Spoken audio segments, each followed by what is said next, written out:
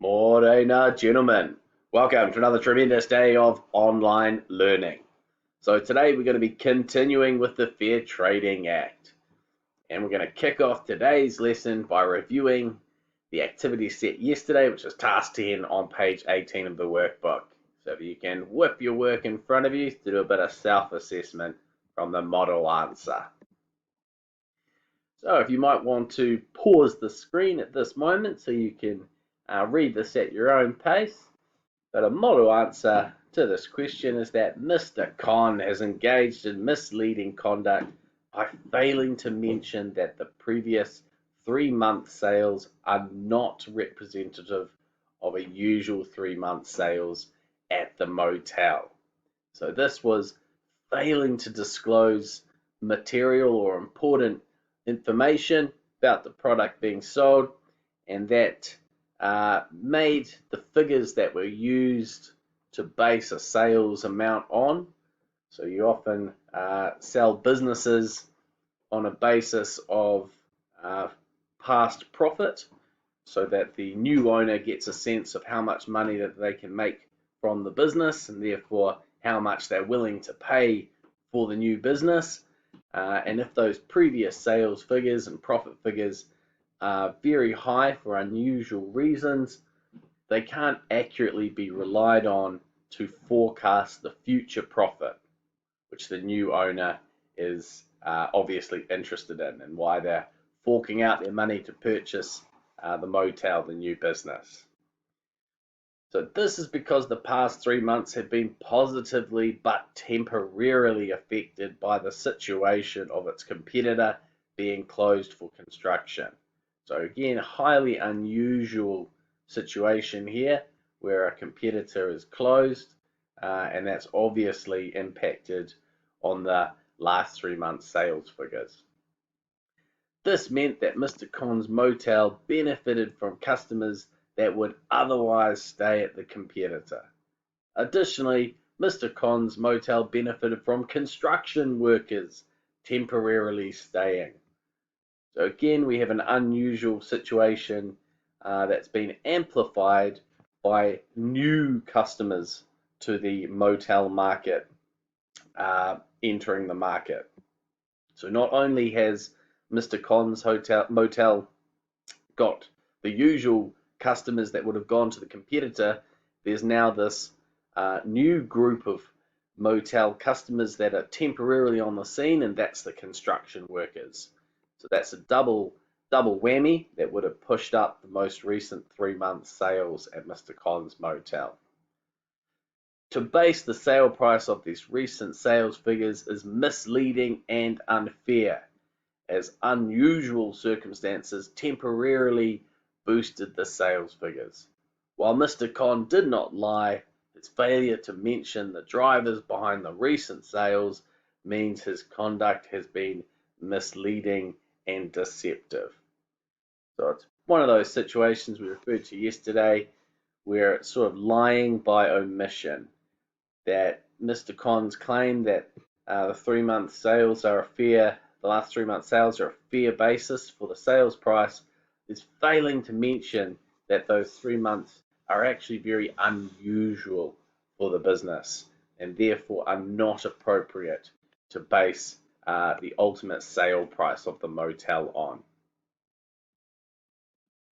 Alrighty, gentlemen, we're going to rip into unsubstantiated representations. Now, unsubstantiated representations, it's a bit of a mouthful, isn't it? But we're talking about baseless claims. So a business or a firm making claims about their products which they don't have a basis to make that claim on. The claim is not based on a known truth at the time. So businesses are able to make claims about their products if they have reasonable grounds to believe the claim is true. If a business does not have reasonable grounds that a claim is true, then they can't make it, as the law under the FTA would consider the claim to be unsubstantiated, not without substance. It has no basis. It's potentially untrue and cannot be proven. So to be safe, To have those reasonable grounds that a firm needs to make a claim or a representation about their product, they should use information that's provided by the manufacturer or a supplier who is reputable. So reputable means having a good reputation, being respected, and that's going to reflect someone who has a history of integrity in their business dealings. So we can trust the information that they provide. Or it could be information held by the business. So this might be in terms of primary research that the firm has carried out. So firms do a lot of research themselves. They do a lot of product testing. Firms that we know are very innovative, and they can actually generate information themselves, which would be considered reasonable to base claims off. Finally, any other reasonable source, such as a scientific or medical journal. So the New Zealand Medical Journal publishing an article from a respected New Zealand scientist, perhaps Professor Paulson, esteemed old boy of Auckland Grammar School, it would be reasonable for a business to rely on those claims. If a business made a claim which at the time they didn't have reasonable grounds to base the claim off, it can still be considered unsubstantiated if later on the claim turned out to be true. So this is a bit of a warning that if a business thinks that something might be true, but it hasn't yet been proven, they can't go out and take a punt or take a chance that their claim is going to be true. So they must have that reasonable grounds or evidence at the time to back up their claims. Well, there is an exception or a defense to making unsubstantiated representations, these baseless claims, and that's the Puffery defense. Now, Puffery is a bit of a funny word, and Puffery is a defense where the business can be seen to have exaggerated in a way to make their marketing more appealing, and a reasonable person wouldn't have believed that exaggeration to be true, because a reasonable person understands that firms use exaggeration. They overstate things. They can make some wild claims which are so obviously untrue, because that consumer knows that the business is really trying to market their product and try and get the consumer's attention to make it more enticing. But at the end of the day, the consumer doesn't actually believe what the business is saying. They've just given the business their attention because they've made this a wild or exaggerated claim. So an example would be Red Bull gives you wings. So when we hear that on an ad, it gets our attention because it's crazy. It's an obvious exaggeration, overstatement of the energy that Red Bull drinks give the consumer, and we don't actually believe that if we consume a Red Bull drink, we're going to be sprouting wings like an angel.